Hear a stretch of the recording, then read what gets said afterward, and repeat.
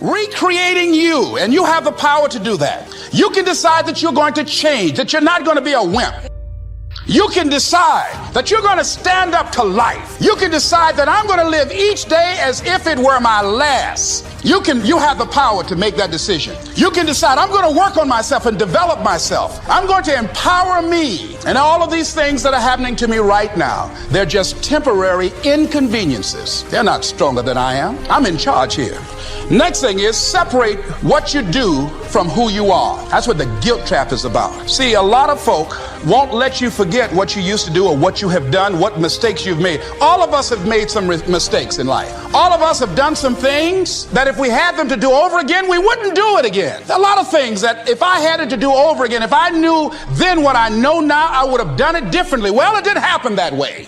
And that's what you call life. I didn't do it like that. Oh, you don't want me to live that down, huh? You want to keep on putting that in my face about what I did. Guess what? I'm not interested.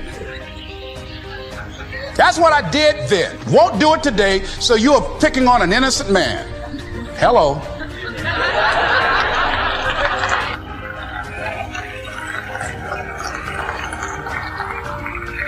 So as you're in the process of reinventing your life, write a description of the kind of person that you want to be. What are the things that you must overcome? What qualities about your personality you know that you're going to have to change because those particular characteristics are liabilities to you? What are your assets? What are your strong points? Your identity, your personal worth, the thoughts, concepts, and attitudes and beliefs you hold to be true about yourself are the thermostat of your life. They regulate everything. You have a money thermostat, a relationship thermostat, a fitness thermostat. And what happens in people's lives is they change the external results short term. No one's going to tell you this other than me. They start to change their conditions. I'm reading these books. I'm buying these properties. I've made a little bit of money. And your results begin to exceed. You start getting 85 and 90 degrees of results, but you didn't do the work to change your identity. You didn't change the thermostat your life is set at. And guess what starts to happen? I watch it over and over. You will thank me for this right here someday soon. The results get a little higher. They're 85. I closed a deal. I made a little money. I closed another one. I made a little money. I got this going. I've lost 20 pounds. Whatever it is. The results start to get higher than their set thermostat temperature. And guess what you do unconsciously? You don't even know you're doing it. You turn the air conditioner on of your life and you will cool it back down eventually to get it right back where you're comfy, 75 degrees. Same thing happens when it goes bad. You're broke. The water's turned off. The power's turned off. Your car gets repossessed. They dynamite your property. You find a way to turn the heater on and get it back. The key to life is not the knowledge you learn. You have to have that. Knowledge is not power if it's not applied. The key in life is changing that internal thermostat. And if you don't change that, listen to me. It'll seem coincidental. Something happened to the property. There was a bad rain.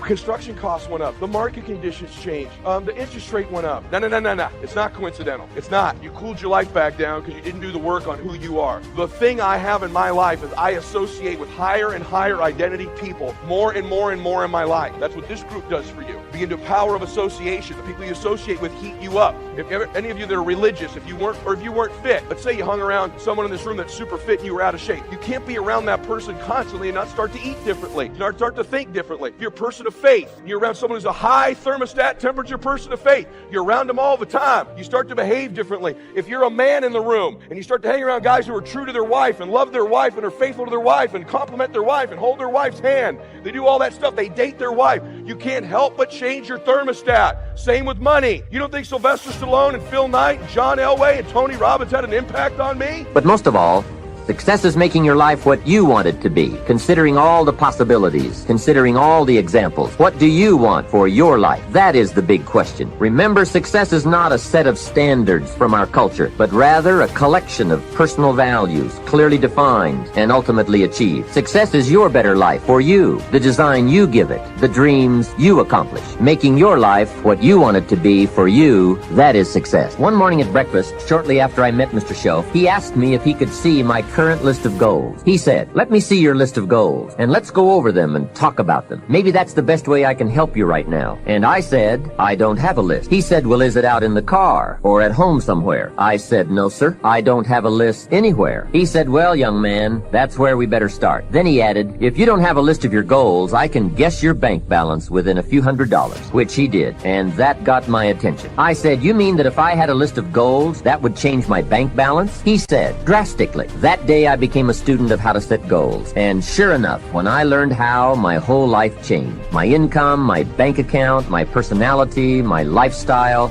my accomplishments.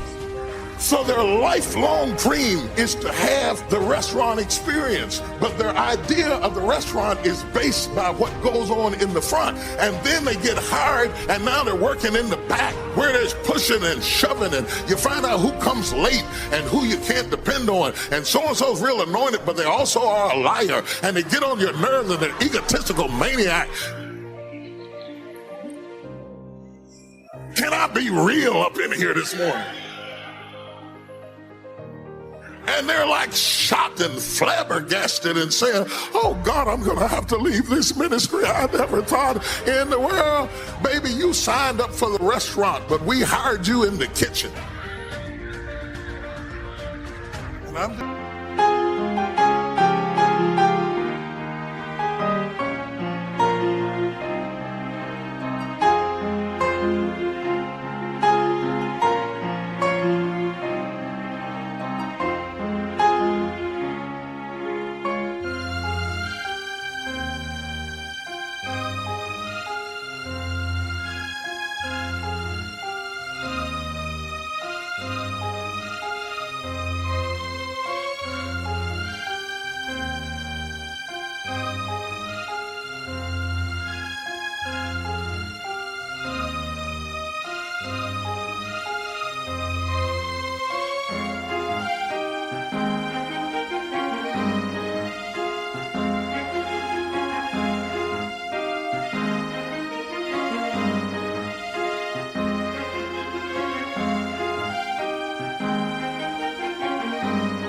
wondering, have you hired your customers? Because they find those type of people sign on and they come on to have these grandiose spiritual extravaganzas. They want to have this moment. It's like people who move to your church because you were in a conference, because they think the conference goes on every Sunday.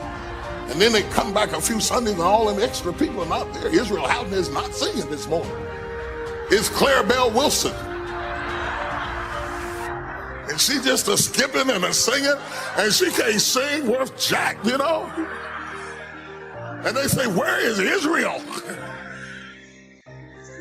Israel is gone, baby. If you know the road ahead, you have an incredible power called anticipation. Anticipation is the ultimate advantage. See, winners, leaders anticipate, losers react. The reason you get beat is you don't know where things are happening, so you're reacting. Reaction is always stressful. And yet so much of our life is predictable if we just were to study it, not be caught up in our day-to-day. It's predictable the challenges you're gonna have in your relationships, or with your kids, or with your body, or with your job, or with your economics, or with your mother-in-law or father-in-law. These are predictable. And if you would anticipate these things and put a strategy in place, you could take it all out and have the quality of life that you deserve. In business, it's everything. Those that anticipate, those that lead, and then there's those that follow. The followers are the reactionaries. So the more we can anticipate, and you can't anticipate and lead unless you first learn how to lead yourself at a different level. And so I love to have you just see that if you and I can start to take control of our focus, and we can start to control the meaning of our lives and make something really the meaning that empowers us, because look, what's wrong is always available, isn't it? There's always an Ebola, a bird flu. There's always something that's going to kill the entire human race tomorrow on TV. And then there's your life. What's wrong is always available, and so is what's right. And you have to take control of that focus, because otherwise you become the follower and you get to live your life. Even though you're a smart person, we're all smart, but it's easy to get led astray by everybody else's focus, isn't it? And then all of a sudden let them create the meaning.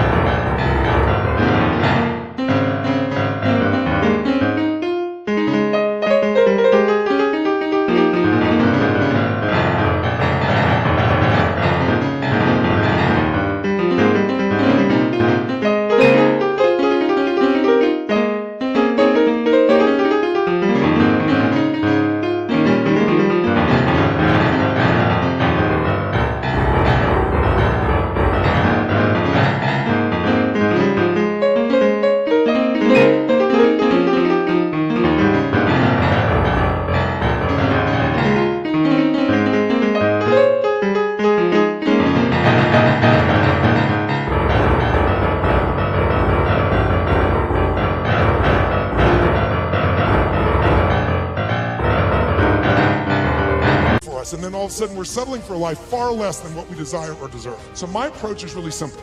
My approach is to say, let's, you and I, just for a few little time we have here. By the way, this to me is a little time, a couple hours, 2.5 hours, I guess, at this stage. Because kind of the minimum length of seminar I do is 50 hours, 50. And you go, are you kidding me? I don't like to hear myself talk. I like to see people do things so often they build muscle, not just thoughts. And so one thing I'm going to ask you to do in a few minutes is we're going to go from this passive mode that you're in right now into full engagement. Because if you get fully engaged, it's amazing what you can accomplish and do. When you're partially engaged, you get a little bit of result. When you're disengaged, we all know what you get, nothing. And we live in a society where most of us are so overwhelmed. There's so much information. We're not having any problem with information. We're being drowning in information, but we're starving for wisdom. And so we got to separate it out. And so one way to separate it out is I'd like to talk to you about 3 things that can help you increase your performance and your life. Because what I'm obsessed by and have been for 37 years is what can increase performance for an individual or an organization. But also I'm equally obsessed about what's going to make somebody fulfilled. Because who's had this horrible experience? Who here has ever achieved your goal and then your brain said, is this all there is? Who's had this experience here? Say, I. And that's worse than failing. At least when you fail, your brain can say, I can figure this out and do it again a new way. But when you succeed and you're miserable, you're basically technically screwed.